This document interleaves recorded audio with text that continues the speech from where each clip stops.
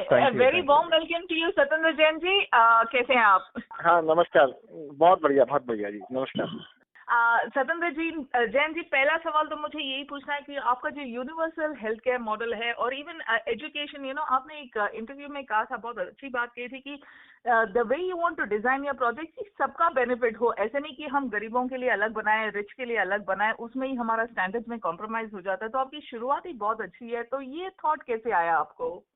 देखिएगा, मैं आपको एक छोटा सा बता देता हूँ कि जब हम हाई पेडेस्टल पे बैठे होते हैं ना, गवर्नमेंट के अंदर जो भी लोग होते हैं वो सोचते हैं कि वी आर द गिवर्स, और जो सामने Right. वाला है वो टेकर है, मतलब वो भिखारी है जैसे। तो उसको हम दान में कुछ दे रहे होते हैं और हमें एक सुपीरियरिटी कॉम्प्लेक्स होता है। हम सोचते हैं कि हम सुपीरियर हैं, हम उनको कुछ दे रहे हैं। कुछ राइटफुल नहीं है, बट हमने उनको एक चैरिटी में कुछ दिया है। क्योंकि हम लोग तो गवर्नमेंट में थे नहीं, हम लोग पॉलिटिक्स में थे नहीं, हम तो वो दूसरी वाली साइड में खड़े थे, जो जनता ना, आम जनता वाले लोग थे। ये अचानक आंदोलन स्टार्ट हुआ, आंदोलन हुआ, और जो है एक्सीडेंटल प्राइम मिनिस्टर, आपने मूवी देखी थी, एक्सीडेंटल ये सरकार बन गई। तो हम लोग पॉलिटिक्स के बने हुए नहीं है, एक्सीडेंट की वजह से आए। तो सबसे पहले क्या होता है कि आपकी जो दृष्टि है ना, आपका ध्यान है किस तरफ है। लोग मुझसे कहते हैं कि आपको ये दिमाग में कैसे आया। भाई, मेरे को कुछ भी दिमाग में नहीं आया, मैं यूजर के पॉइंट ऑफ से देख रहा हूँ सब चीजें। अभी तक यूजर के पॉइंट ऑफ से कोई देख नहीं रहा था। अभी तक गिवर, जो देने वाला, दानदाता की तरफ से देख रहे थे। जब आप हाई पेडेस्टल पे खड़े होते हैं, बहुत बड़े आदमी होते हैं, आप कुछ भी दे देते हैं किसी को, उसको जरूरत है या नहीं है, उसे आपको लेना देना नहीं है। अगर आप गरीब आदमी को देते हैं, आउट ऑफ पिटी देते हैं। अमीर तो क्योंकि आपका साथी है इसलिए उसको देने की आप कोशिश करते हैं। तो मुझे लगता है हमने सबसे पहले ये चेंज किया कि जो यूजर है ना, और वही ऑनर भी है, आपको ये भी मानना पड़ेगा, he is not your servant, वही ऑनर है। डेमोक्रेसी का जो असली हकदार कौन है, वहाँ के नागरिक हैं। अभी तक डेमोक्रेसी को सब लोगों ने मिलके, पॉलिटिशियंस ने, ब्यूरोक्रेट्स ने मिलके, सबने क्या किया है, डेमोक्रेसी को हाईजैक कर लिया। और वो कहते हैं कि आपका काम है 5 साल में एक बार वोट देना और हम लोगों को चुन के सरकार को बनाना, उसके बाद भूल जाओ।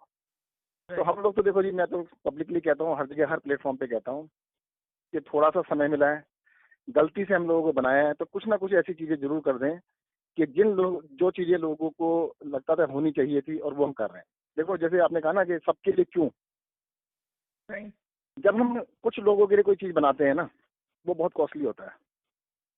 एग्जाम्पल दूंगा मैं, सबसे पहले मोहल्ला क्लिनिक की बात करता हूँ।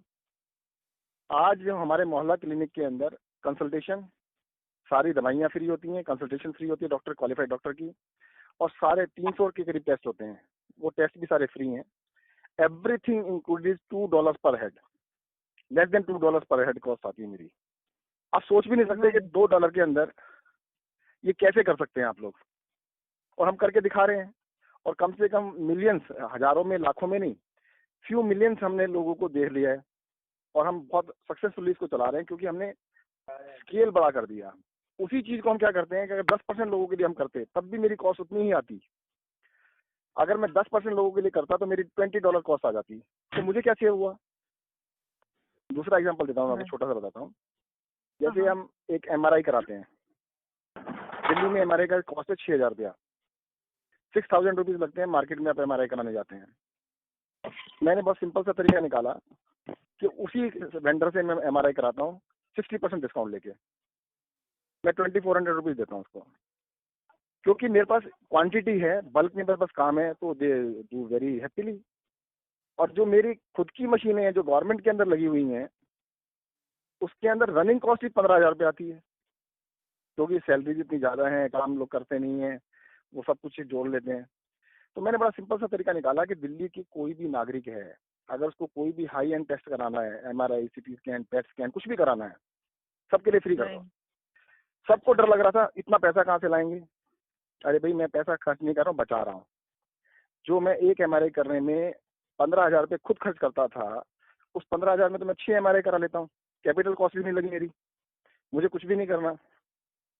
तो सिंपल सी बात यह कि मुझे सर्विस जो है ना, सबके लिए जब करने का मन में आता है तो आपको थोड़ा सा बड़ा सोचने की जरूरत पड़ती है। आप then you have to think little big. और मुझे दुनिया के अंदर ना जो एक सोच है कि ये कहते हैं ना अभाव की जिंदगी, और एक होती है अबंडेंस। मतलब अभाव की जगह अबंडेंस की तरफ अगर आप जाएंगे तो जिंदगी में अबंडेंस मिल जाएगी आपको, कोई मुश्किल काम नहीं है। और मैं तो ये मानता हूँ, जैसे हेल्थ के बारे में बार बार कहता हूँ मैं, हेल्थ फॉर ऑल। गरीब हो अमीर हो उसका राइट बनता है, फंडामेंटल राइट है वो, उसका इलाज कराने का हक तो बनता है ना।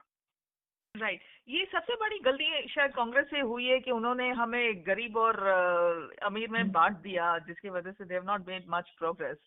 सत्येंद्र जैन जी, आप हमारे जो मॉडल्स अभी तक जो भी आपने किए हैं, चाहे वो हेल्थ केयर हो, एजुकेशन हो, फ्लाईओवर्स हो, हर चीज में we have established it successfully, even CCTV cameras, सब कुछ हमने सक्सेसफुली एस्टैब्लिश किया है, जो अगर अदर स्टेट्स फॉलो करें तो देश का ही भला होगा। लेकिन because of the political differences ना ही तो हमारे कामों के ज्यादा चर्चा हो रहे हैं, ना ही वो दूसरे स्टेट्स में फैल रहा है। इसका क्या सोल्यूशन आप देखते हैं? चलो मैं आपको छोटी सी चीज बताता हूँ। दिल्ली में ना हमने 200 यूनिट बिजली फ्री कर दी, मतलब up to 200 unit electricity is free, और 400 यूनिट तक हम आधा पर रेट लेते हैं। सारे स्टेट चला रहे हैं कि फ्री की राजनीति नहीं करनी चाहिए, फ्री में क्यों करते हो। दिल्ली जो स्टेट है पर कैपिटा इलेक्ट्रिसिटी के ऊपर एक्सचेकर से सबसे पैसा कम खर्च करते हैं हम लोग, मतलब पर हेड जो खर्चा हमारा सब्सिडी में आ रहा है that is least in the country. बाकी स्टेट्स जहाँ पर बिजली बहुत महंगी है, कंज्यूमर को भी बहुत ज्यादा पैसा देना पड़ता है, उसको फ्री में भी नहीं मिलती है, गवर्नमेंट पर हेड बहुत ज्यादा पैसा खर्च कर रही है। किस चीज पे खर्च कर रही है? सिर्फ इनएफिशिएंसी को पूरा करने के लिए, प्रोसेस में पैसा खर्च करने के लिए। घाटे में पैसा दे रहे हैं वो लोग, हम घाटे में पैसा नहीं दे रहे हैं डायरेक्टली, सब उसको दे रहे हैं यूजर को। तो अगर वही पैसे से उससे भी कम पैसा खर्च करके मैं फ्री में दे सकता हूँ, तो आपसे मैं 10 रुपए यूनिट क्यों लूँ? और ये जब लोगों को समझ में कि पॉसिबल कैसे है, सबसे पहले लोगों को क्वेश्चन होता है, अनबिलीव होता है कि यार फ्री में कैसे दे सकते हो, बजट खत्म हो जाएगा। अरे भाई चोरी खत्म करो ना। पहले क्या होता है कि सरकारें चलती कैसे, मैं सरकारों के बारे में आपसे शेयर करता हूँ एक चीज। सरकारें 2 चीजों पे चलती हैं बस, पैसा कितना खर्च किया, ये इंडिया की बात नहीं कर रहा हूँ, पूरी दुनिया की बात कर रहा हूँ मैं आपसे। आपके अपने कंट्री में भी देख लेना, यही वहाँ पर भी यही होता होगा कि कितना पैसा खर्च किया हो रहा है, बिल्कुल यही हो रहा है। उस पैसे का क्या होता है उससे कोई मतलब नहीं है, पैसा कितना खर्च किया, फर्स्ट थिंग। सेकंड कि जी कितनी बड़ी लोगों को आपने, मतलब अपनी फौज कितनी बड़ी तैयार कर ली खुद की, मतलब सरकार कितनी बड़ी बना ली आपने, बस। और पब्लिक सर्विस तो कोई है ही नहीं ना भाई, उसी पैसे से आप किसको सर्व कर रहे हैं उसकी बात ही कोई नहीं कर रहा। अगर उस पैसे से आप लाखों करोड़ों लोगों को सर्व कर सकते थे तो वो क्राइटेरिया होना चाहिए, आउटपुट बेस होना चाहिए ना, इनपुट बेस है आपको सब चीजें। वो कहते हैं हमने इतना इनपुट डाला, बदले में मिला क्या? अब जैसे एग्जांपल ऐसे होते हैं कि आपने सपोज 1000 करोड़ रुपए बांट दिया और 10 लोगों को दे दिया, वो कहते हैं हमने देखो इतना पैसा दे दिया। अरे भाई गया किसके पास? तुम्हारे दोस्तों के पास चला गया, काम खत्म हो गया। या सत्येंद्र जी, ये कोविड के वजह से भी ये वेलफेयरिज्म पे बड़ा अटेंशन जा रहा है। सारे कंट्रीज, वो चाहे जर्मनी हो, इटली हो, यूएसए हो, सबका अटेंशन अभी वेलफेयरिज्म पे ही जा रहा है, जो ऑलरेडी हम कर रहे हैं। आपको क्या लगता है, विल दिस चेंज, लोगों की राय चेंज करेगी ये towards government that they need to be a welfare government? देखिएगा, अमेरिका के बारे में थोड़ा कहना मुश्किल है कि अमेरिका में वेलफेयर के बारे में इतना सोच सकते हैं। वहाँ पे सब कुछ कॉर्पोरेट से चलता है और कॉर्पोरेट वर्ल्ड ही इसको गवर्न कर रहा है। आप किसी भी चीज को ले लेंगे, अगर वेलफेयर भी दिखा रहे हैं तो उसको कहते हैं इसके बिना काम नहीं चल रहा, थोड़ा सा 100 रुपए में से 2 रुपए खर्च कर दो। तो मुझे लगता है वेलफेयर, रियल वेलफेयर की बात करना थोड़ा मुश्किल लग रहा है वहाँ पर। और पॉलिटिक्स में जैसे मैंने पहले भी बताया था, वेलफेयर मजबूरी हो सकती है, वेलफेयर करना जरूरी नहीं हो सकता उनके लिए। परंतु हाँ, यूरोप में मैं मान सकता हूँ, यूरोप में काफी हद तक काफी वहाँ पे डेमोक्रेसी काफी ठीक ढंग से चल रही है, तो वहाँ पर जरूर ठीक से चल रहा होगा। अमेरिका में मुझे शक है। सत्येंद्र जैन जी, ये बताइए कि आपके पास कोविड की वजह से दिल्ली गवर्नमेंट के पास क्या क्या चैलेंजेस आए और आपने ये कैसे हैंडल किए? फिर हम बाकी हमारे वॉलंटियर से दूसरे और सवाल भी ले लेते हैं। देखिए, कोविड के लिए ना क्या था कि दिल्ली में जो स्टार्ट किया, सभी स्टेट्स ने 0 से स्टार्ट किया नंबर। उनका पहले 1 केस आया, फिर 2 केस आए, फिर 3 केस आए, फिर 4 केस आए। दिल्ली ने स्टार्ट किया 2000 केसेस से। उसमें 2 कारण थे। वन था जो फॉरेन से रिटर्न लोग आए, वापस आए, वो कोविड इन्फेक्टेड थे पहले से, और हजारों लोग ऐसे आए जिनमें काफी सारे लोग इन्फेक्टेड थे, और उस टाइम पर सिर्फ 4 कंट्रीज को छोड़ के किसी का चेकिंग नहीं की गई। बाद में पता लगा ये तो काफी कंट्रीज में फैला हुआ था, उन कंट्रीज से भी आ गया। तो दिल्ली के अंदर मोर देन 1000 लोग तो ऐसे थे जो विदेशों से आए और वो इन्फेक्टेड थे। दूसरा, एक बार ये आपने सुना होगा कि एक मरकज में हुआ था, तो वहां से 1000 से ज्यादा लोग वहां से इन्फेक्टेड हुए। तो हमारा जो स्टार्टिंग पॉइंट था वो 2000 से था, और 2000 से हमने 2 के 4 किए, 4 के 8 किए, 8 के अब 13 हैं। तो दूसरे लोगों ने 1 के 2 किए, 2 के 4 किए, 4 के 8 किए, 16 पर पहुंचे, हम तो तक 13,000 पे पहुंच गए। तो सबसे बड़ा चैलेंज ये था कि जो हमारे के लिए बाहर से लोग आए उनको स्कैन करना, हमने कई लाख लोगों को स्कैन किया एयरपोर्ट के ऊपर, हजारों लोगों को हमने इंस्टीट्यूशनल क्वारंटाइन में रखा, हजारों लोगों को फॉर 14 डेज रखा। इसी तरह से जो ये मरकज वाला इशू था, इसके अंदर भी हमने 4-5 हजार लोगों को क्वारंटाइन सेंटर्स में रखा। तो स्टार्टिंग में हमारे को ये बहुत बड़े चैलेंज थे कि किसी भी सिटी के लिए एकदम से अचानक स्टार्टिंग पॉइंट 2000 से स्टार्ट होना वो बहुत बड़ा चैलेंज था।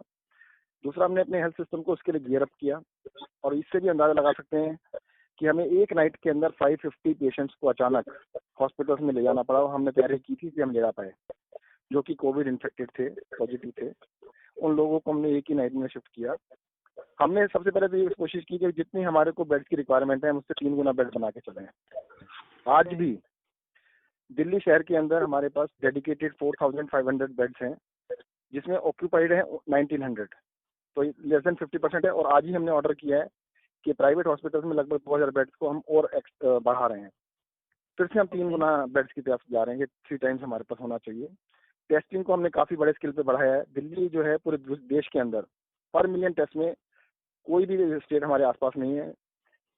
हमारे जो टेस्ट हैं पर मिलियन, सेकंड हमारे से आधे भी नहीं होंगे, उनके आधे भी नहीं होंगे। हमने दिल्ली के अंदर कई टेस्टिंग सेंटर्स खोले हैं, उनका नाम है कोविड टेस्टिंग सेंटर्स बनाए हैं।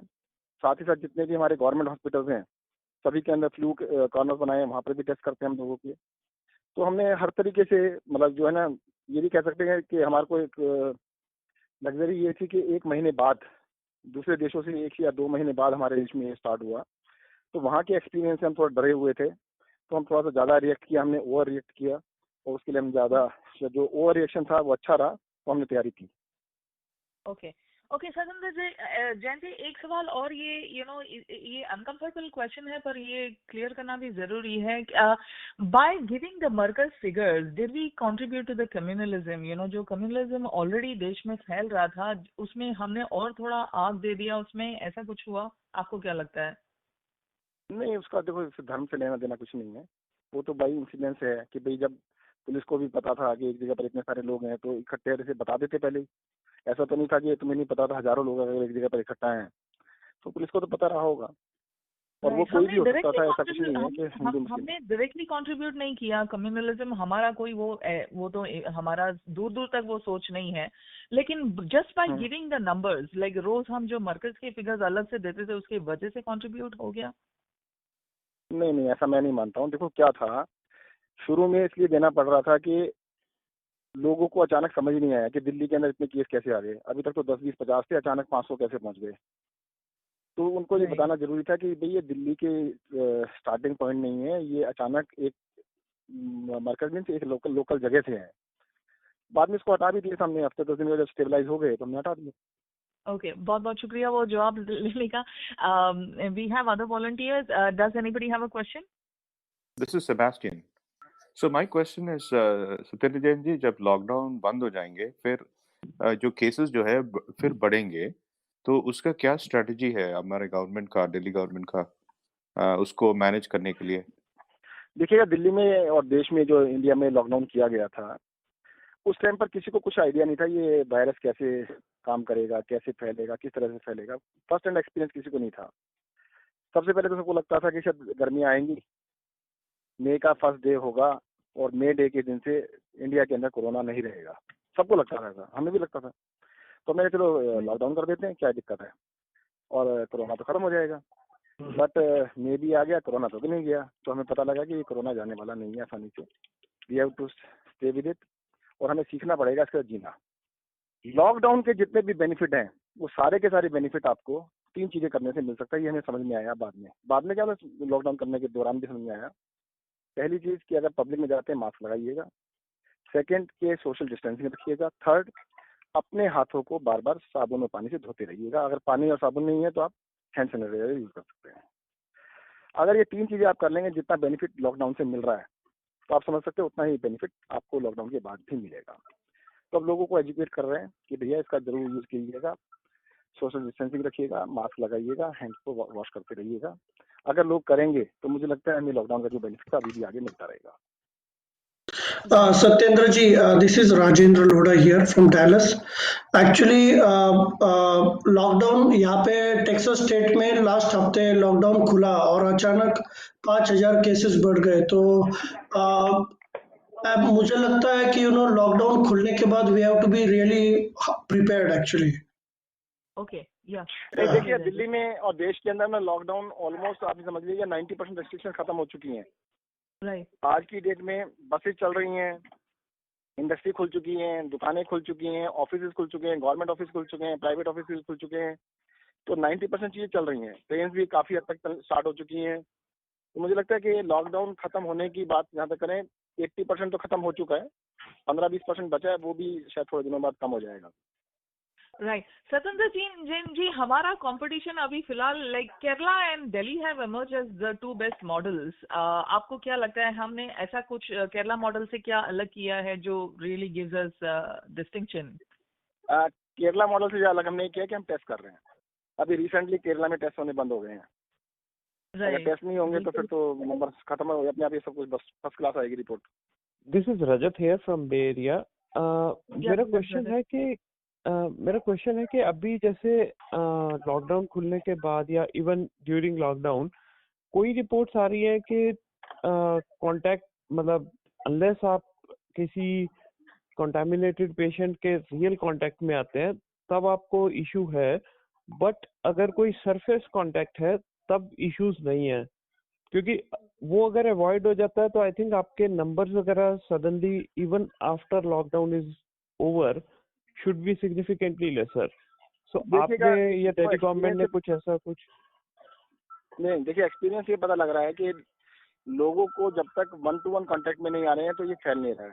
सरफेस कांटेक्ट से बहुत कम फैल रहा है। पहले ऐसा शक था कि भाई सरफेस को टच करने से भी बहुत ज्यादा फैल रहा है, अभी डायरेक्ट कांटेक्ट में आने से ज्यादा लगता है ज्यादा फैलता है। और दूसरा, सरफेस कांटेक्ट का सबसे आसान तरीका है कि आप अपने हैंड्स को वॉश करते रहिएगा सरफेस को टच करने के बाद। जब अपने आप माउथ को या नोज को या आईज को टच करेंगे तभी आपको इफेक्ट कर सकता है, वरना नहीं कर सकता।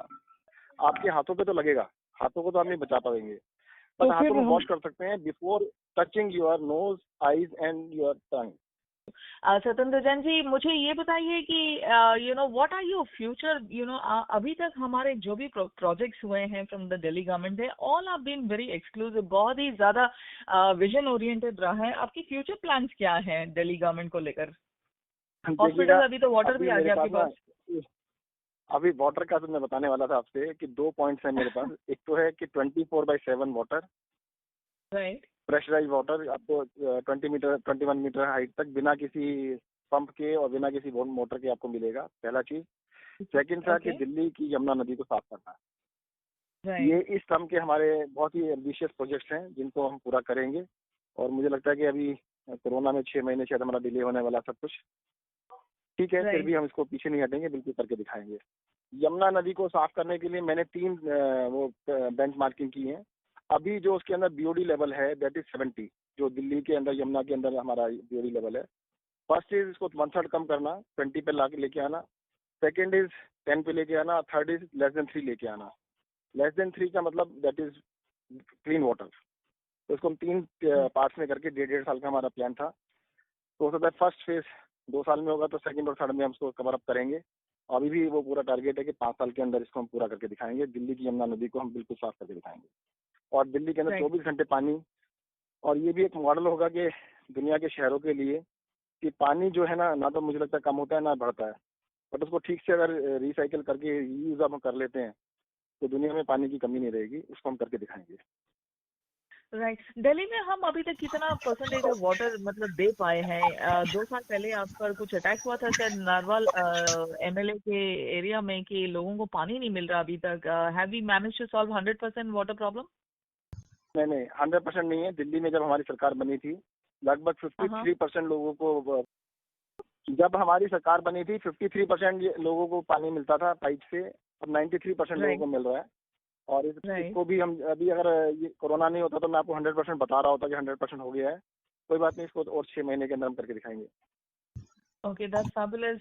बहुत पॉजिटिव है। सतेंद्र जी, आपके पास इतना एनर्जी कैसे आता है? You are managing so many portfolios, आपको हर वक्त you have to be alert. How do you do it?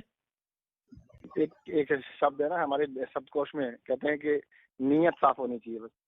Satendra जी, जैन जी, मैं इधर हमारा कतर की तरफ से, मेरा नाम लिजू है। I just want to ask a query. The basic is, even in Qatar, say, I don't know, it's a small city, a small country, maybe 2.2 million people only. Now here in the mortality is very good, and the control is very good as far as this one is concerned. So here what is happening is the asymptomatic and those people are kept separated, isolated, and those who are high severe cases are separated, and they are always showing in the system. So precisely they are showing how many ICUs, how many severe cases, how many ventilators are in use at the moment, and so the current real status is available to the people. Now in Qatar, as far in Delhi concerned, we are seeing that government is all showing that we are confident, but exact status is not there. Now today I think the number of deaths are more. So exactly when we are looking in this one, the real figure is not available. Satendra Jain ji, आपको लगता है कि हम कम statistics देते हैं? मुझे लगता है हम तो रोज स्टैटिस्टिक्स दे रहे हैं। नहीं, ऐसा पॉसिबल ही नहीं है। देखिए, ये पॉलिटिक्स करते रहते हैं। हाई कोर्ट के अंदर भी केस किया इन लोगों ने। कल हाई कोर्ट ने खूब डांट लगाई इनको, कहते ऐसा कुछ नहीं, बिल्कुल ठीक है। दूसरा मैं बता दूं आपको, दिल्ली के अंदर अभी हमने कोविड के लिए डेडिकेटेड 4500 बेड्स रखे हैं, जिसमें 1900 लोग अभी एडमिटेड हैं। वेंटिलेटर जो डेडिकेटेड है 322 हैं, जिसमें से सिर्फ 26 यूज हो रहे हैं। तो अभी तो हमारे जितने वेंटिलेटर अभी हमने डिप्लॉय किए हुए हैं, उसका 10% भी हम यूज नहीं कर पा रहे हैं। तो इसलिए एनफ हमारे पास कैपेसिटी है। और दूसरा, मैंने स्टार्टिंग में बताया था कि जैसे हम 50% के पास अप्रोच करने वाले हैं, अभी 45% हमारे बेड्स यूज हो रहे हैं। तो आज ही हमने नए ऑर्डर किए हैं कि लगभग प्राइवेट सेक्टर से 2000 बेड्स का हमने और इंतजाम किया है। तो अगेन हमारे पास 3 टाइम्स बेड्स हो जाएंगे। जैन साहब, ये anywhere this statistics available? Jain साहब, any link is available? Is it shown anywhere? Maybe we are not aware, that's why. नहीं, देखिएगा, दिल्ली के अंदर डेली हम हेल्थ बुलेटिन देते हैं। उसके अंदर ये लिखा होता है किस हॉस्पिटल में कितने पेशेंट्स हैं और कितने आईसीयू में और कितने उसके अंदर वेंटिलेटर के ऊपर है। डेली हमारा बुलेटिन निकलता है, वो काफी सारे पोर्टल्स पे सब जगह चलता रहता है। Okay, then we will find it. Okay, now thank you sir. Okay, Satendra ji, मुझे ये पूछना था कि या 1 सेकेंड, हम लोग कुछ 40 करोड़ 4 करोड़ रोज खाने पे खर्चा कर रहे हैं। Soon we will run short of money, right? GST का पैसा नहीं आ रहा है, टैक्स रिफंड्स नहीं आ रहे हैं, तो हम कैसे मैनेज करेंगे? हमारी भी taxes have dropped because of the lockdown, तो how will we manage the funds from here on? देखिएगा, प्रायोरिटीज सबको फिक्स करनी होती हैं कि आपकी प्रायोरिटी क्या है। लोगों को खाना खिलाना ये प्रायोरिटी में आता है या नहीं आता है। अगर आपकी प्रायोरिटी है कि पूरे देश के अंदर हम लोग अकेले हैं दिल्ली में जो 1 मिलियन को सुबह और 1 मिलियन लोगों को शाम को खाना खिलाते हैं, पूरे देश में मिला के सारी सरकारें इतना नहीं कर रही है जितना दिल्ली सरकार अकेले कर रही है। और 1 मिलियन वाज नॉट कि भी हमने लिमिट लगाई थी।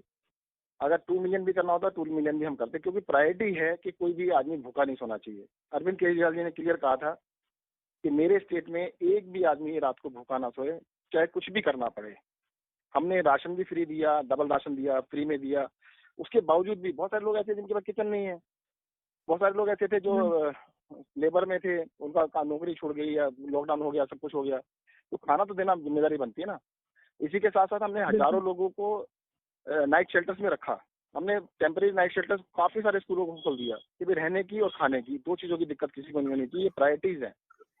अभी देखिए, काफी सारी लेबर दूसरे राज्यों को जा रही है, तो हम लोगों ने सबके टिकट का पैसा दिल्ली सरकार दे रही है। हमने ये नहीं कहा कि भाई आपको टिकट के लिए पैसा खर्च कीजिएगा, अगर जरूरी है तो हम दे रहे हैं। तो ये तो प्रायोरिटी सरकार को फिक्स करनी है, और ये अगर इसके लिए पैसा नहीं होगा तो फिर किसके लिए होगा? नहीं, पैसा तो है, पैसा खर्च भी करना चाहिए। एंड आई वेरी प्राउडली से दिस, मतलब ये मैं बहुत बड़ी बात मानती हूँ इस बात को। मेरा सवाल है कि आगे मैनेज कैसे करेंगे, बिकॉज हमारे बड़े बड़े प्लान्स है, we have big visions, right, for which we need funds. ये सेंटर से हम कैसे लड़कर लेंगे, मेरा सवाल वो था। देखिए, बिल्कुल हमें खर्चा करना चाहिए। ऐसा है, अभी मैं आपको 2-3 मिनट बताता हूँ। अभी सेंटर ने एक बार 20,000 करोड़ रुपए दिया सारे स्टेट्स को, दिल्ली को 20 रुपए नहीं दिए उसमें से। दोबारा 47,000 करोड़ रुपीज दिए तो दिल्ली को 47 रुपीज नहीं दिए उसमें से। देखो अभी माँ बाप इनके अगर 10 बच्चे हैं या 6 बच्चे हैं तो सबका मन करता है हमें भी रोटी तो मिले। एक को तो आप चॉकलेट देने की बात करें, दूसरे को किसी रोटी भी नहीं दे रहे हैं, तो ये अन्याय तो है। बट ठीक है, जो कर रहा है उसको समझना चाहिए कि भाई सरकार, केंद्र सरकार जो है वो सबकी माँ बाप है। अब केंद्र सरकार को उसी तरह से बिहेव करना चाहिए, ऐसे नहीं करना चाहिए, पार्टीजन नहीं होना चाहिए। फिर भी मैं कहना चाहता हूँ आज की डेट में पॉलिटिक्स ऑफ कोऑपरेशन कर रहे हैं हम लोग, इस पे लड़ाई नहीं कर रहे हैं, हम उनसे रिक्वेस्ट ही कर रहे हैं कि भाई आप दे दें तो अच्छी बात है। हेलो, या सत्येंद्र जी, मेरा एक क्वेश्चन है and user point of view से। देखिए सरकार इन्फॉर्मेशन तो दे रही है, बट जैसे हेल्पलाइन नंबर है 10 समथिंग, आज एक वीडियो देख रहा था, कई बार वहां से रिस्पॉन्स नहीं आ रहा है, और तो और हम लोग को कुछ केसेस भी मिलते रहते हैं सोशल मीडिया पे जहाँ पे मदद की जरूरत है।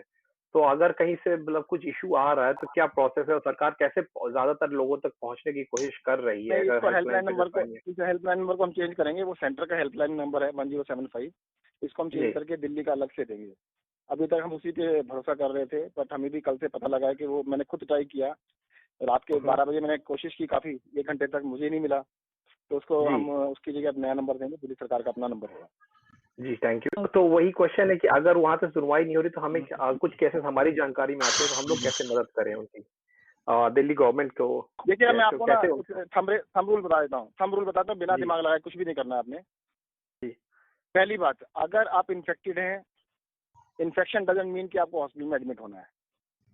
अगर इन्फेक्टेड हैं तो सबसे पहली चॉइस होनी चाहिए कि अगर आप स्टेबल हैं, आपकी तबीयत ठीक है, फीवर है तो कोई बात नहीं है, आप घर पे रह सकते हैं, आप होम क्वारंटाइन में रहिएगा। दिल्ली सरकार की ओर से लोग आएंगे, खुद आपके घर में जाके आपसे बातचीत करेंगे। डेली हमारी ओर से हमने डेली फोन करेंगे आपसे, डेली आपका हालचाल पूछेंगे, तबीयत खराब होगी तो खुद हम आपको शिफ्ट करेंगे। अगर आपकी तबीयत खराब है तो दिल्ली सरकार के अपने हॉस्पिटल्स, डेडिकेटेड हॉस्पिटल है, आपको अगर कोई केस आता है तो लोकनायक हॉस्पिटल में डायरेक्टली भेज दीजिए अगर उसकी तबीयत खराब है तो। आपको कुछ भी दिमाग लगाने की जरूरत नहीं। Sir, just a minute. I have a related question. Baswant here. Can I ask? This is a related question to the same. Can I ask? Yeah, go ahead.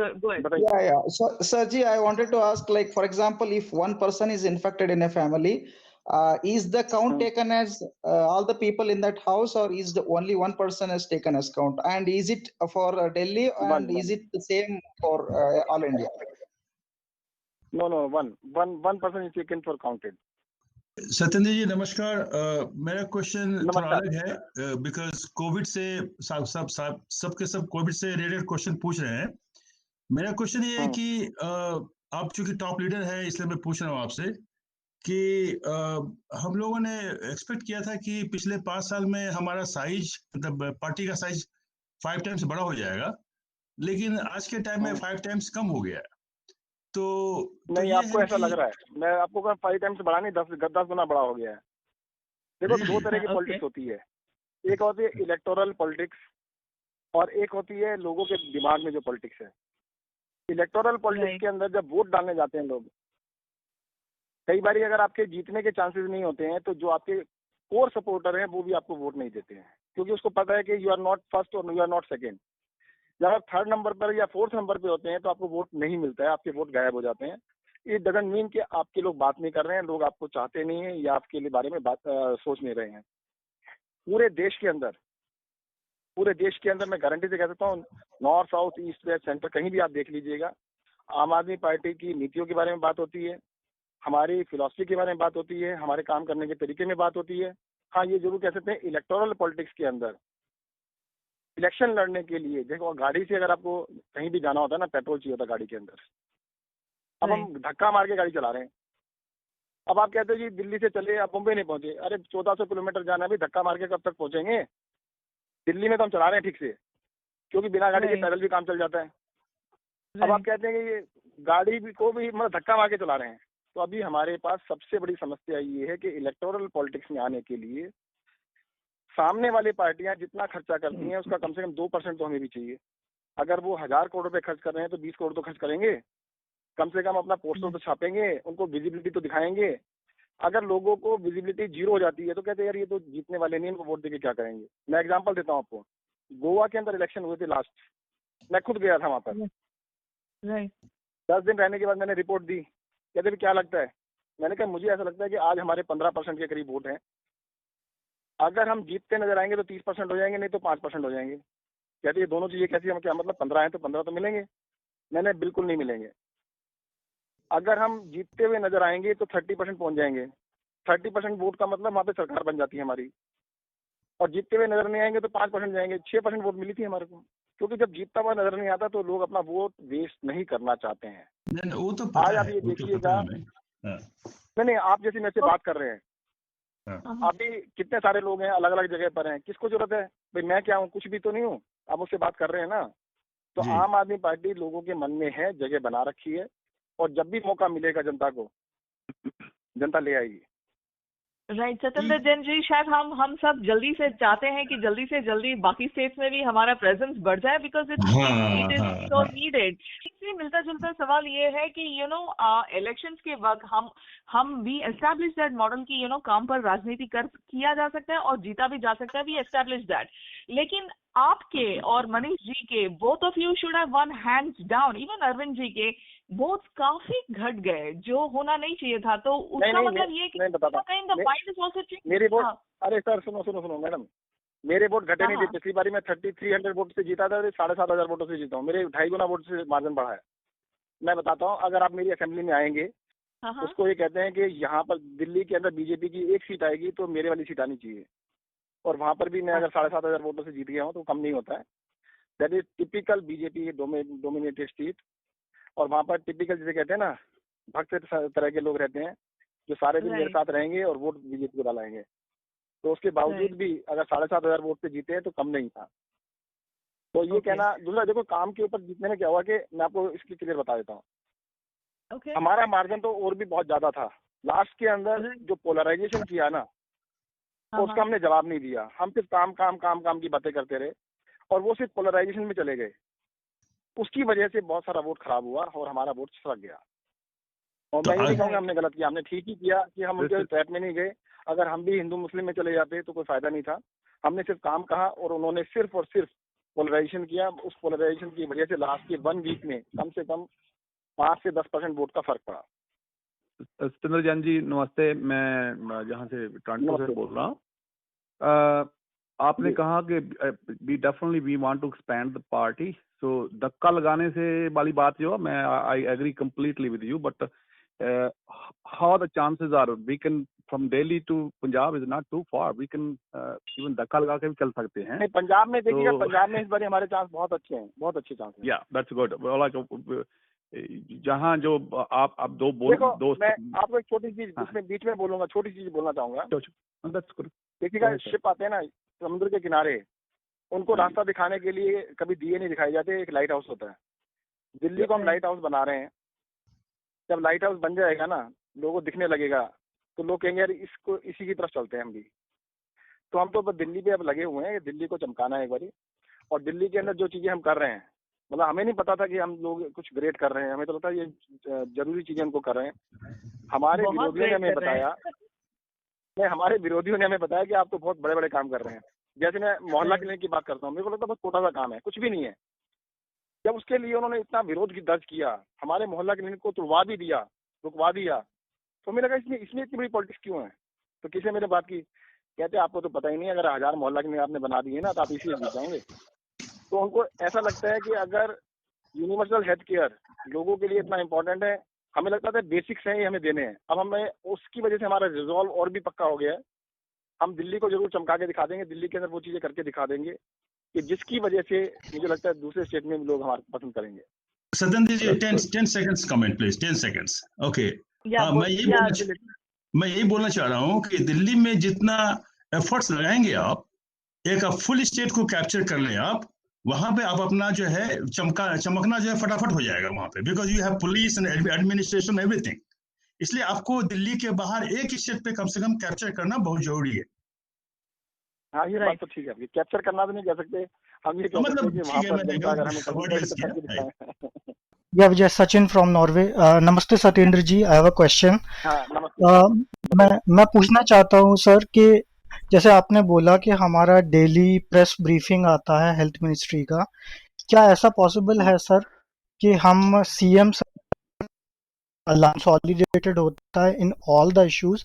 हम सिर्फ हेल्थ मिनिस्ट्री का डेली पॉसिबल नहीं हो तो alternate या by weekly at least press conference करें headed by you, और उसमें कम से कम हम कुछ चीजों पे स्टेटस दें। और इसका सर नहीं मुझे नहीं, ऐसा लगता है कि मैं इसका बताता हूँ आपको, सुनिए, डायरेक्ट इम्पैक्ट होगा। मैं डेली जी सुनिए, सर। एक सेकंड, मैं डेली मीडिया को ब्रीफ करता हूँ, ये मुझे नहीं पता वो कितना दिखाते हैं। डेली 11 के बीच में मैं एक बार जरूर ब्रीफ, किसी भी This is अपना जो Rakesh मर्जी here. कर ले, अगर मीडिया नहीं दिखाएगा तो उसकी मर्जी है जी, क्या कर सकते हैं। Namaste Satyendra Jain ji. I हाँ, नमस्ते had the ji, opportunity to visit you back in October, and it was it was great to learn for first-hand experience on Mohalla Clinic and all the great works that has been done. So thank you again for spending time with me on that visit. Coming back to the COVID, we being a frontline worker, I see practically 5 to 7 COVID patients every day myself here in Dallas. And it is a real fight that we are all dealing as a frontline worker. But it has harmed our economy, not just in U.S. or practically everywhere, and that has become a big challenge for almost throughout the country, throughout the world.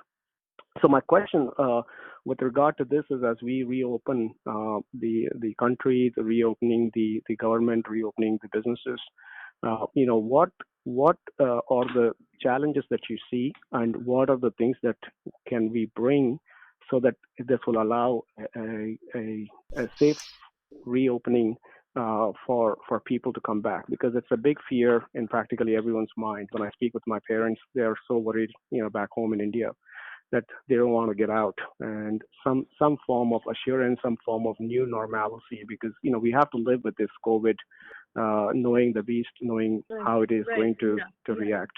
I think देखिए, पहले चीज तो मैं बता दूं कि India में जो वायरस है ना, इतना वॉयलेंट नहीं है जितना वेस्ट में और अमेरिका में है। यहाँ पर मॉर्टिलिटी कंपैरेटिवली काफी कम है। एक तो इसका सबसे बड़ा कारण मुझे ऐसा लगता है कि यहाँ पे लोगों के मन में ऐसा बैठा हुआ है कि ये हमें कुछ नहीं कर सकता, हमारा जीन्स अलग है, हम लोग तो कहते हैं, मतलब वो सबसे बड़ा मुझे लगता है मेंटल सेटअप है। अगर मेंटल सेटअप ऐसा है कि भाई हमें कुछ नहीं होने वाला, तो शायद नहीं होता है। जैसे आपको लगता है कि ये तो बहुत खतरनाक है, इसमें तो मर ही जाएंगे। एक कहावत है हमारे यहाँ पर कि भाई अगर रोते जाएं तो मरे की खबर लेके आए, आपने सुना होगा कभी। तो अगर पूरा मेंटल सेटअप, जितने लोगों से मिलते ज्यादातर 90% लोग क्या कहते हैं, अरे कुछ नहीं होने वाला, इंडिया में कुछ नहीं होगा, यहाँ तो कुछ नहीं होता, यहाँ तो क्या फर्क पड़ता। लोग जो लोगों के मन में बैठा हुआ है ना कि यहाँ पर कुछ होने वाला नहीं है। और मॉर्टिलिटी मुझे लगता है इसका एक सबसे बड़ा रीजन हो सकता है कि हमारे देश में मॉर्टिलिटी काफी कम है compare to other countries, western countries. America में तो कितनी हाई मॉर्टिलिटी रेट है। रीजन क्या होता है कि यहाँ पर डेथ होनी स्टार्ट होती है ना, सबको सबसे पहले लगता है मरेंगे। मैं आपको अपने रियल एग्जांपल्स बता सकता हूँ। हमने एक हॉस्पिटल है, हमारा आयुर्वेदिक हॉस्पिटल है, उसको हमने कोविड हॉस्पिटल में कन्वर्ट किया। अब आयुर्वेदिक में इलाज तो वहाँ पे कुछ है नहीं, एलोपैथिक में भी कोई इलाज नहीं है, आयुर्वेदिक में भी कुछ इलाज नहीं है। तो उन लोगों ने क्या किया कि लोग जो पेशेंट थे उनको दिन में 3 या 4 बारी काढ़ा बना के पिलाते थे। उनको फ्रूट्स खिलाते थे दिन में 3-4 बारी। उनके साथ डांस, आप सोच सकते हैं कोविड वार्ड के अंदर वहां पर जो डॉक्टर है वो आएगी और आपके साथ डांस करेगी, आपको बेड पे बैठे आपके साथ लाफ्टर क्लासेस करेंगे। तो उनको सारे दिन उनको बिजी रखना और उनको लगना कि यार कुछ नहीं है, बिल्कुल ठीक हो जाए, कोई दिक्कत ही नहीं है। उनके दिमाग में डाल देना कि आपको कुछ नहीं होने वाला। और मुझे लगता है शायद उस हॉस्पिटल में अभी तक एक डेथ हुई है, और जो भी हॉस्पिटल में नहीं वहाँ पे तबियत खराब हुई थी उसको शिफ्ट किया गया, तो उसके बाद डेथ हुई। एक भी डेथ उसके अलावा नहीं हुई। तो रीजन मुझे क्या लगता है कि सबसे पहले मेंटल सेटअप को हमें स्ट्रांग रखने की आवश्यकता है। जो लोग बहुत ज्यादा शिकायत करते रहते हैं, जो लोग बहुत ज्यादा कि भाई इसने ये नहीं किया मेरे लिए, इसने मेरे लिए ये नहीं किया, मेरा ध्यान नहीं रखा, मेरा वो नहीं, अरे भाई डॉक्टर्स की शिकायत करते रहेंगे। अभी कल का बताता हूँ, एक ने मुझे फोन किया कि मेरी भाभी जी एडमिट है एलएनजेपी में, उनको डॉक्टर देखने नहीं आया। मैंने भी कब एडमिट है, कब से, कहते कई दिन हो गए। मैंने कब से डॉक्टर नहीं आए, कहते कल 9 बजे आए थे जी। मैंने अभी क्या टाइम हुआ है, कहते 9 बजे हैं। तो मैंने कोई बात नहीं, आ जाएंगे भाई। अब उनको ये शिकायत थी कि मैंने कहा आपको कंफर्म है कि 9 बजे से अभी तक नहीं आए, कहते नहीं उन्होंने बताया था कल आए थे, उसके बाद नहीं आए।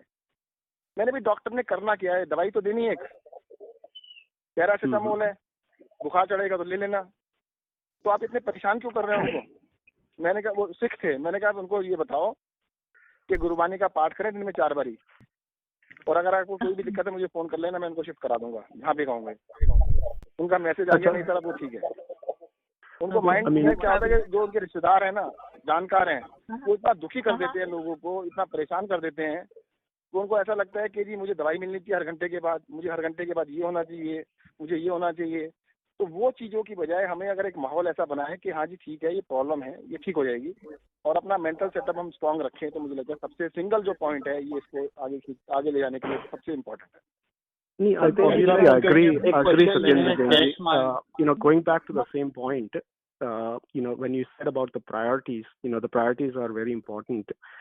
Bringing food, providing, appropriate medical care, but also at the same time providing a way that people can return back to work. The new normal for living with corona, as I can see, is checking temperatures, measuring symptoms, providing. Doctor Dholaria, I think ये कहना चाह रहे हैं कि लोगों को री-एजुकेट करना जरूरी हो गया अभी, कि मतलब कैसे रहें। अभी हम उसी कंपेयर कर रहे हैं। I mean, new normal is becoming a temperature measurement.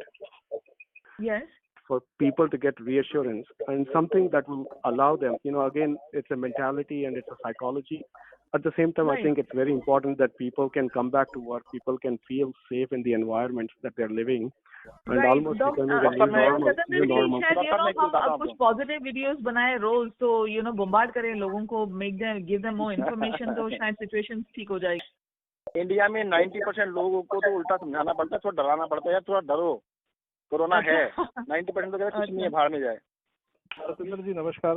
मेरा सवाल थोड़ा पॉलिटिक्स में था कि अभी जैसे क्या इंडिया में साइंटिफिक टेम्पर बढ़ेगा ये कोरोना वायरस के आने से, कि जैसे हमारे यहाँ जो पॉलिटिक्स होती है गोमूत्र की और हवन करा लो और ये सब करा लो, सब ठीक हो जाएगा, पर हमें दिख रहा है कि ऐसा तो कुछ हो नहीं रहा है। कुछ भी कर लो, मंदिर भी बंद है और हर चीज बंद है, तो आपको क्या लगता है कि इससे कुछ साइंटिफिक टेम्पर इंडिया में बढ़ने की उम्मीद है, या वापस जब कोरोना खत्म हो जाएगा तो फिर से ये पंडित पूजा और गोमूत्र सब शुरू हो जाएगा? साइंस का ना पूरी दुनिया के अंदर अंधविश्वास पूरी दुनिया में चलते हैं, और ये कहना कि साइंटिफिक टेम्पर्स किसी का कम है ज्यादा है बड़ा मुश्किल कहना है। आप किसी भी देश में देख लीजिएगा, हर तरह के लोग मिलेंगे आपको। और धर्म का मेरा मानना ये है कि धर्म एक ऐसी चीज होती है जिसके बारे में डेफिनेशन क्या है, state of matter is religion. वस्तु का जो स्वभाव होता है वही धर्म होता है। अगर पानी को आप 100 डिग्री पे उबालिएगा, उसके बाद भी आग पे डालेंगे तो पानी आग को बुझा देगा, वो उसका धर्म है। तो आपका धर्म जो है वो अपने लिए है, दिखाने के लिए नहीं है। ये प्रदर्शन होता है, वो धर्म नहीं होता। तो मुझे लगता है धर्म को लोगों ने अधर्म की तरह से यूज किया है। बट सत्येंद्र जी, हमारी प्रॉब्लम ये है कि हमारा जो सेंट्रल गवर्नमेंट है वो ही ये पुश कर रही है, राइट, ये एजेंडा पुश कर रही है, इसकी वजह से ज्यादा प्रॉब्लम हो गया। बाकी तो अंधविश्वास तो सब जगह है, पर गवर्नमेंट किसी का ऐसा नहीं है जैसा हमारा है। मुझे लगता है जनता सब समझती है, और कोई ऐसा नहीं है कि कोई बेवकूफ है। अगर जब खुद बीमार पड़ता है तो डॉक्टर के पास ही जाता है। Yes, so my question, Jain साहब, is कि जब भी कोई क्राइसिस होता है तो कुछ इनोवेशन की अपॉर्चुनिटी होती है। इस कोविड क्राइसिस से आपने ऐसा क्या देखा या क्या सीखा जो अब परमानेंटली हम लोग चेंज कर सकते हैं, जो एक्सेलरेट करेगा चेंज को? और कोई एक दो एग्जांपल्स ऐसे दीजिए जो हम अभी देखिएगा। मुझे ऐसा लगता है समझ में नहीं, दुनिया का तो मुझे नहीं पता, दिल्ली के अंदर बता सकता हूँ, इंडिया में बता सकता हूँ। इंडिया अभी तक 100 साल पीछे चल रहा है। हम छोटी छोटी चीजों को ना 50 साल तरीकों से कर रहे हैं, या 100 साल पीछे के तरीकों से कर। फाइलें हमारे यहाँ पर ऐसे चलती हैं जैसे लगता है फाइल ही सब कुछ हो गई। वो सिस्टम शायद चेंज हो सकते हैं। ये बहुत बड़ी अपॉर्चुनिटी है सरकारों के लिए अपने आप को बदलने की। और उसका रीजन ये नहीं है कि वो बदलना चाहते हैं या अच्छा होना, डर की वजह से। उनको डर लगता है फाइल में हाथ लगाएंगे तो कोरोना हो जाएगा। तो मुझे लगता है कि सिस्टम थोड़े से चुस्त दुरुस्त होने के चांसेस लगते हैं, सिर्फ डर की वजह से। मतलब ऐसा कुछ नहीं है कि उनको लग रहा है कि हमें रिफॉर्म करने की आवश्यकता है। पर दिल्ली गवर्नमेंट आ जाएंगे जी, दिल्ली गवर्नमेंट हम तो बिल्कुल कमिटेड है। देखिए दिल्ली गवर्नमेंट अभी अपने आप को ना, जो काफी सारे हमारे रिफॉर्म्स पड़े पेंडिंग थे उनको करिए। हेल्थ सेक्टर के अंदर भी जैसे मैं बता सकता हूँ आपको, एक तो हेल्थ इंफॉर्मेशन सिस्टम है, उसको हम पूरी तरह से लागू करेंगे। टेली मेडिसिन का पूरी तरह से लागू करेंगे। इसी तरह से हॉस्पिटल्स को मतलब मॉडर्नाइजेशन का प्रोग्राम है, उसको पूरा मॉडर्नाइज करेंगे। तो काफी सारी चीजें हैं जो मुझे लगता है काफी दिनों से ब्यूरोक्रेटिक हर्डल्स की वजह से या कुछ चीजों की वजह से रुकी हुई थी, उनको बड़ी फास्ट बेस पे हम कर पाएंगे। सत्येंद्र जी, एक चीज बतानी थी। अभी जो कोविड-19 का जो टेस्ट होता है उसके रिजल्ट आने में 24 से 48 घंटे लगते हैं, ठीक है। तो उस केस में जो पेशेंट होता है वो स्प्रेड कर सकता है। नासिक में एक कंपनी है, आईटी सॉफ्टवेयर कंपनी, उसने आर्टिफिशियल इंटेलिजेंस बेस्ड सॉफ्टवेयर बनाया है। उससे एक्सरे जो होता है उसको एक्सरे को आर्टिफिशियल इंटेलिजेंस सॉफ्टवेयर 5 मिनट में रिजल्ट बता देता है कि ये पेशेंट कोविड-19 है या नहीं, सिर्फ 5 मिनट के अंदर। और वो सॉफ्टवेयर का कॉस्ट मतलब हर एक पेशेंट के इसमें कॉस्ट में 100 या 150 रुपये का ही कॉस्ट है। नासिक महानगर पालिका ने ये सॉफ्टवेयर अप्रूव कर दिया है यूज करने के लिए। डॉक्टर रिकमेंड कर रहे हैं, नासिक के बेस्ट डॉक्टर्स ये रिकमेंड कर रहे हैं। केरला गवर्नमेंट ने चालू करने वाली है ये सॉफ्टवेयर। इसकी डिटेल्स आपको भेज सकता हूँ आपको चाहिए तो, लेकिन इससे बहुत सारे लोगों की जानें बच सकती है। यहाँ पे भेज दीजिएगा, बट मैं आपको थोड़ा सा इसमें ब्रीफ कर देता हूँ। ये क्या होता है, जो वायरस है ना, पहले आपके नेजोफेरेनिया, सबसे पहले आपके गले में और आपके नाक के जो एंड में वहाँ पर ये मल्टीप्लाई करता है। चेस्ट में जो जाता है वो काफी दिनों के बाद जाता है, कम से कम 1 वीक के बाद जाता है। तो चेस्ट के अंदर कोई भी चेस्ट एक्सरे में अगर कुछ भी आने वाला है तो that is late stage, that is not early stage. तो आपकी बात मान सकता हूँ कि 5 मिनट में पता लग जाएगा, but that is late, already late. Satendra ji, मेरी तरफ से एक पॉलिटिकल क्वेश्चन है। अभी देश में एक नया माहौल आ रहा है जहाँ पे दलित, बहुजन और आदिवासियों को रिप्रेजेंट करते हुए नई पार्टी आ रही है। जैसे मतलब महाराष्ट्र में अंबेडकर की पार्टी, भीम आर्मी भी एक पार्टी बन गई, और साथ ही साथ आदिवासियों के साथ बहुत ज्यादा ऑपरेशन हो रहा है, मतलब लाइक। तो इन सारे इस माहौल में आम आदमी पार्टी का क्या रोल होगा दलित, बहुजन और आदिवासियों की पॉलिटिक्स को गैल्वेनाइज करने के लिए? That's not our देखिए style. हमारी Yeah. पार्टी का, हाँ, देखिए ये तो जो फंडामेंटल बात आपने की है ना, जब तक हम सबकी बात नहीं करेंगे, जब सबके बॉटम पे जो लास्ट आदमी है ना उसकी बात नहीं करेंगे, तब तक कोई डेवलपमेंट होने वाला नहीं है। महात्मा गांधी ने जो कहा था ना, लाइन में जो आखिर में खड़ा है उसका ध्यान रखिएगा।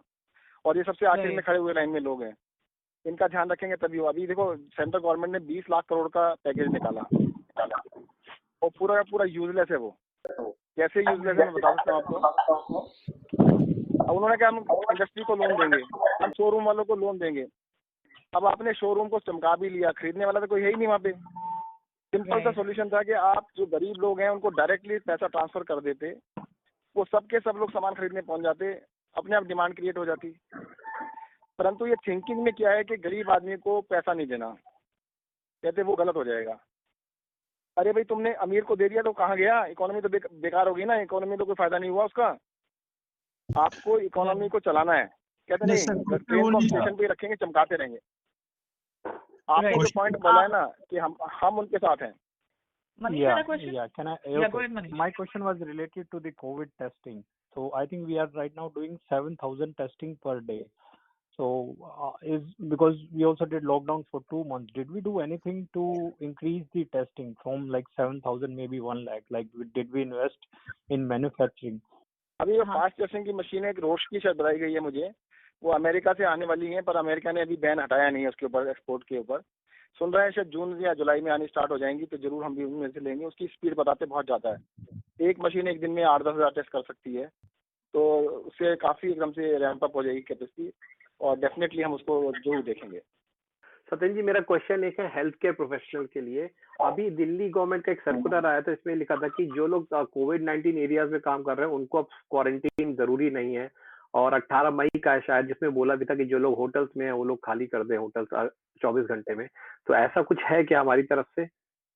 देखिएगा मैं आपको बता दूं, सेंट्रल गवर्नमेंट, ये देखो कोविड के अंदर जितनी भी डायरेक्शन हैं वो टाइम से टाइम चेंज होती जा रही हैं। पहले सबको लगता था अगर हम कोविड पेशेंट को देख भी लेते हैं तो हमें क्वारंटाइन जाने की जरूरत है 14 दिन के लिए। देखने का मतलब शक्ल से भी देख लिया, दूर से भी, फिर थोड़े दिनों में पता लगा नहीं देखने से कुछ नहीं होता है, आपको उसके पास 1 मीटर से कम दूरी पे आना पड़ेगा तब होगा। अब धीरे धीरे पता लग रहा है कि नहीं, अगर आपने प्रोटेक्टिव गियर पहना हुआ है तो आज यू आर नॉट एक्सपोज्ड, आपको एक्सपोज नहीं मानेंगे अगर आपने प्रोटेक्टिव गियर है तो क्योंकि ये इवॉल्व हो रहा है सारा प्रोसेस। अभी तक हमारे सामने ऐसे एग्जांपल्स आए कि एक नॉन कोविड हॉस्पिटल में एक पेशेंट आया, कोविड निकला वो पॉजिटिव, तो 60-70 हेल्थ केयर वर्कर्स क्वारंटाइन में चले गए। अगले दिन दूसरा आया तो 60-70 और चले गए। 3 दिन के बाद पता लगा हॉस्पिटल बंद हो गया। और रीजन क्या था कि भाई 70 लोग उसके कांटेक्ट में कैसे आए, कि नहीं मैं कांटेक्ट में नहीं आया, कोई उसके कॉन्टेक्ट में था, मैं उसके कॉन्टेक्ट में था, मैं उसके कॉन्टेक्ट में था। तो ये सारी जो चीजें हैं ये धीरे धीरे इवॉल्व हो रही हैं और कैसे इसका एक्सपोजर हो रहा है। देखो हमारे 2 डेडिकेटेड हॉस्पिटल है, NMH और राजीव गांधी। वहां पर हमारे हेल्थ केयर वर्कर्स कोई भी नहीं है जिसको इन्फेक्शन हुआ हो। LNJP हॉस्पिटल में 550 पेशेंट हैं, पॉजिटिव है सारे के सारे, और एक भी हेल्थ केयर वर्कर इन्फेक्टेड नहीं है। तो क्योंकि उन्होंने प्रोटेक्शन लिया, इसलिए इन्फेक्टेड नहीं है। तो अगर प्रोटेक्शन लेके चलेंगे तो इन्फेक्शन के चांसेस नहीं है।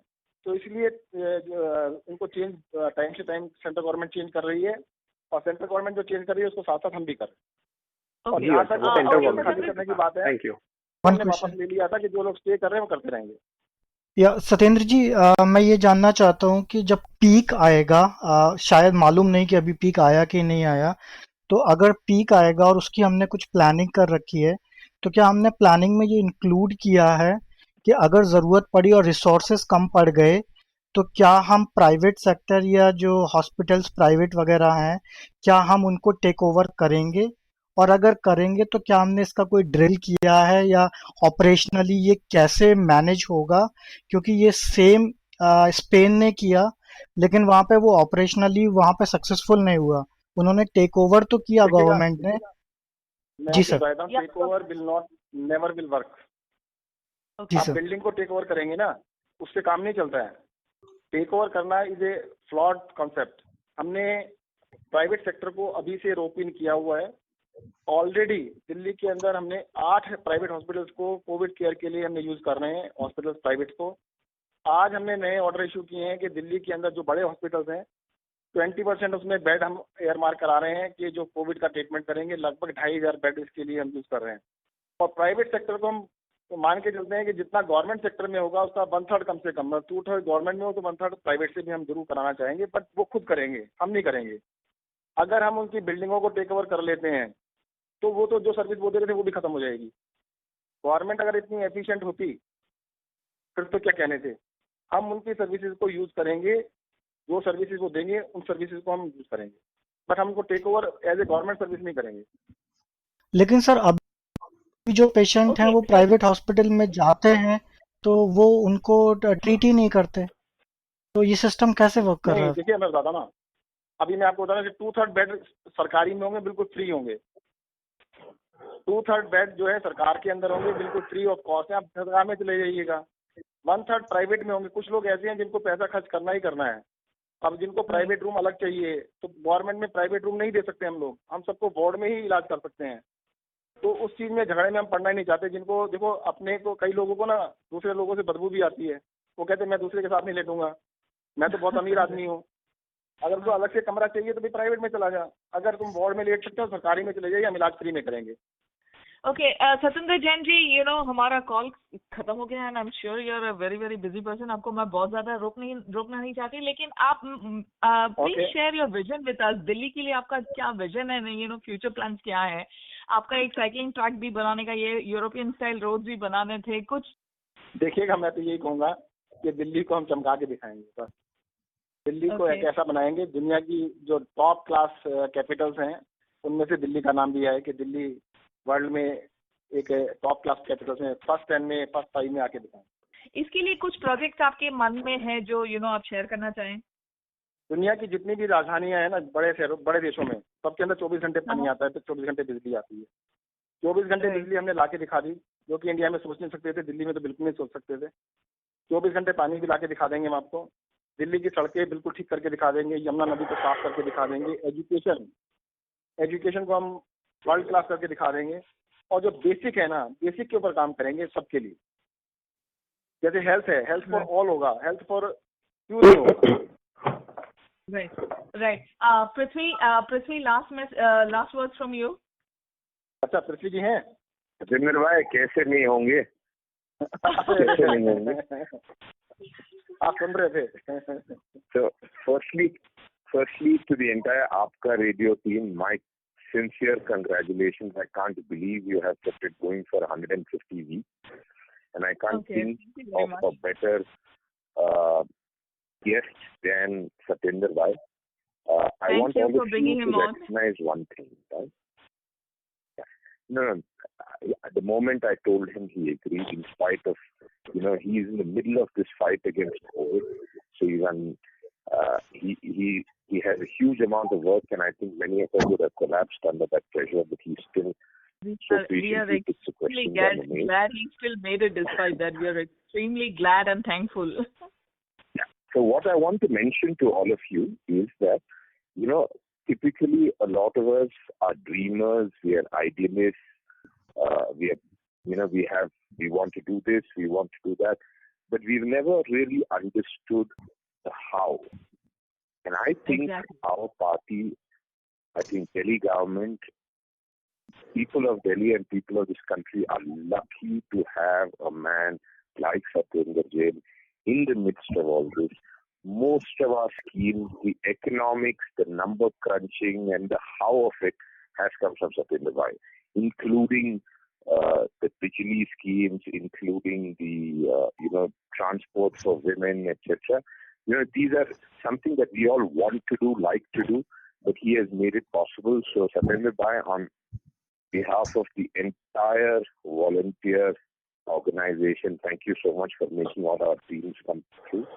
And thank you for taking this call in the midst of all your pressures in Delhi. God bless you and the entire team. They're very proud of you.